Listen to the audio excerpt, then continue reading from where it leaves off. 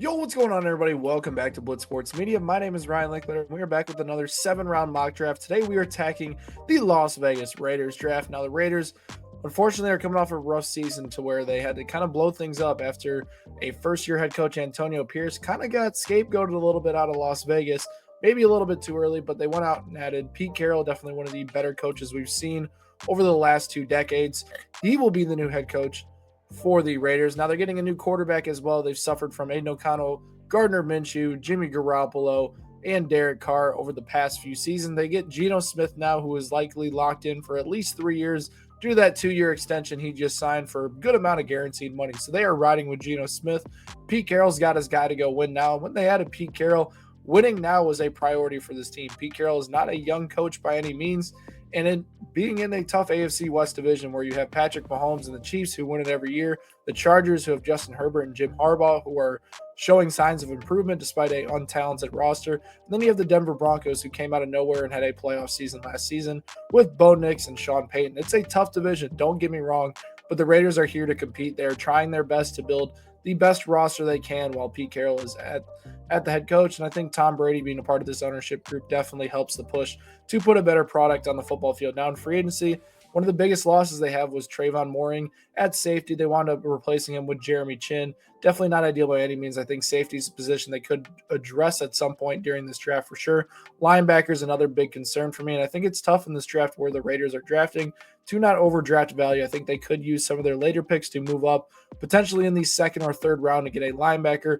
We will see. I don't have them going linebacker here, but I do have them addressing it a little bit later in this draft with a player that could potentially fill the void. I know Devin White's coming over, but White necessarily is not the coverage linebacker you need to compete in the AFC West. One of the biggest holes is running back. We know they had a Raheem Mostert. We all know Raheem Mostert is not holding up as an RB1 for the season. I think we all know where they're going to go there. They obviously have some other needs like interior defensive lineman, being able to stop the run a little bit better, some wide receiver issues down the field, and some more issues we're going to talk about in this draft. So let's hop right into this 7-round mock, and let's try to make this Raiders team go from worst to first in 2025. Heading into this mock draft, we kind of know how the first few picks are probably going to shake out. We're going to get Cam Ward going first. You got Travis Hunter, Abdul Carter, Mason Graham. I would be surprised if Ted McMillan's not gone at this point for the Raiders. To be honest, what they need is a running back, and they have the best available running back at 6 in Ashton Jeanty. He had an amazing college career. Obviously, we know last season's success. Having almost 2,600 rushing yards is unmatched. His production on the ground and the receiving game, whatever it is, Ashton Jeanty is an absolute superstar and proved against really good competition as well in some of these games this past season that he is the real deal and should be the best running back in this class. I think the Raiders would make a mistake passing on Jeanty at this point. He's going to be a top pick in this draft. And to be honest, the Raiders will establish running back within the first 2 rounds. They've clearly not added a free agent that is noteworthy yet at the running back position. So I truly think Ashton Jeanty is in the cards for them at the number 6 pick, and I think they are going to pick him more than likely. So let's get Jeanty locked in. There at 6, we'll head down this draft. Heading into the second round, we have a few players gone that could potentially be good fits on the Raiders. But at this point, I'd take a look at quarterback, and I'd take a look at Siobhan Ravel here from Eastern Carolina as one of these players that continued to get better as his career went on. I know he only had 3 games this last season, but his production in those 3 games was very impressive. He had a strong 2023 campaign as well. Despite playing at a smaller school like Eastern Carolina, he is a lengthy corner who is very athletic as well. Could be a really good fit for the Raiders in a division where they have a lot of good passing quarterbacks and good offenses.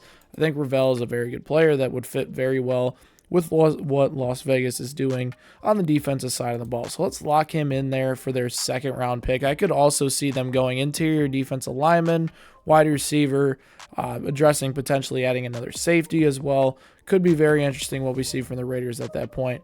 Heading into the third round here, definitely some decent players still left on the board. Obviously, since we went running back in the first round, we're not considering Dylan Sampson or Travion Henderson. I think Shamar Turner is going to be a guy that slips a little bit in this draft. Had a really rough 2024 season. And I think the Raiders are going to be looking down here a little bit farther in this for their player that they're really looking for. You got Jordan Birch here, is definitely interesting as an edge rusher as well, but I don't think that by any means that they are necessarily locked in to picking a certain position at this point. They're going to take the best overall player. And to be honest, the guy that really stands out for me at this point is Alfred Collins from the University of Texas. Collins has been an absolute monster so far in his college career. The sack numbers aren't there, but he is a very good run defender and something that the Raiders could definitely benefit from. They have Max Crosby.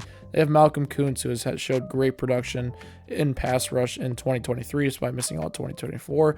They had a good interior defensive lineman against the run. It would be a great move for improving this defense heading into next season. The 4th round, I don't think this is a question here based on who's available. I think Isaiah Bond makes a ton of sense for this team. They have 2 really good receiving threats in Brock Bowers and Jacoby Myers, but they don't necessarily stretch the field like someone like Isaiah Bond can do for this offense. I think Bond is a great fit for them as a burner over the top in the 4th round. Gives them some speed on the outside that they desperately need over there in Las Vegas. Now we're getting into the later half of the draft. They still have 5 picks left, and they can definitely address some of their depth issues at multiple positions now at this point. And I do think a guy that I'm taking a look at right here is definitely Billy Bowman Jr. is a guy that I was considering the first time I went through this, but I don't think necessarily as a safety. There's some pretty good ones towards the end of the draft. I do think they're going to get another edge rusher. I mentioned Malcolm Kuntz as a really good player, but the sample size is too small. We haven't seen him play in over a year, and I think seeing him get back to healthy and maybe having another rotational edge rusher like Tyler Barron here could be a good move for the Raiders, so I'm going to draft him there.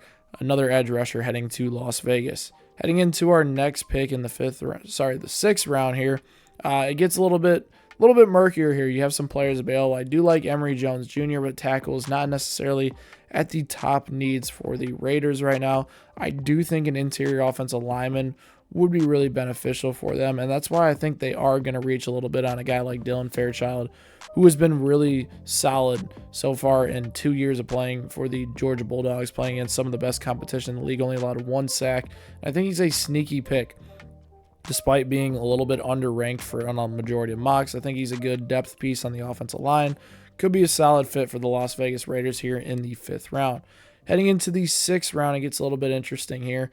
I think one of the players that I definitely really like going through this, not Elijah Clark, Teddy Buchanan right here. Very good interior linebacker who is a versatile player. He can cover. He can stop the run. He actually rushed the passer pretty decent as well, and his completion percentage in coverage was 56.3%. If they're playing in division with Mahomes, Herbert, Bo Nix, you got to be able to cover a little bit at the linebacker position. And I think Buchanan is a great player to go fit and be a depth piece for the Las Vegas Raiders there. So we're going to add him right there.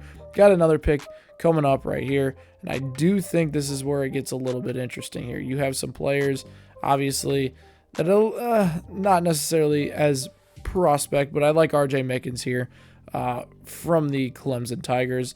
He's a run-heavy defender, and I think what he can do in coverage is also impressive as well, but I really like him as a downfield type safety for the Raiders to get him there.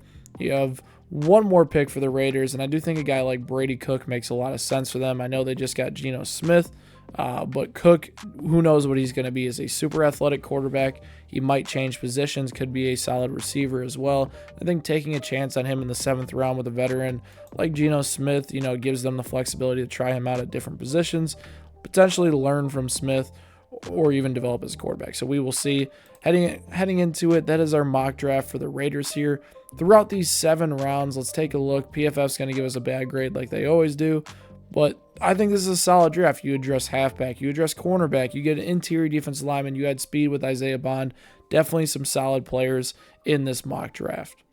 All right, guys, there it is. The 7-round mock draft for the Las Vegas Raiders. They went through and added a bunch of different needs at different positions, adding some depth later in the draft, getting some star players like Ashton Jeanty at running back, adding Isaiah Bond at wide receiver, which I actually think is a sneaky pick in this mock draft that I was able to cook up for you guys. Let me know what you think in the comment section down below. Does this draft give the Las Vegas Raiders a real chance to compete in 2025? If you're interested in more mock draft content, make sure you guys hit that subscribe button and check out some of our latest videos on Blitz Sports Media. If not, I will catch you guys next time.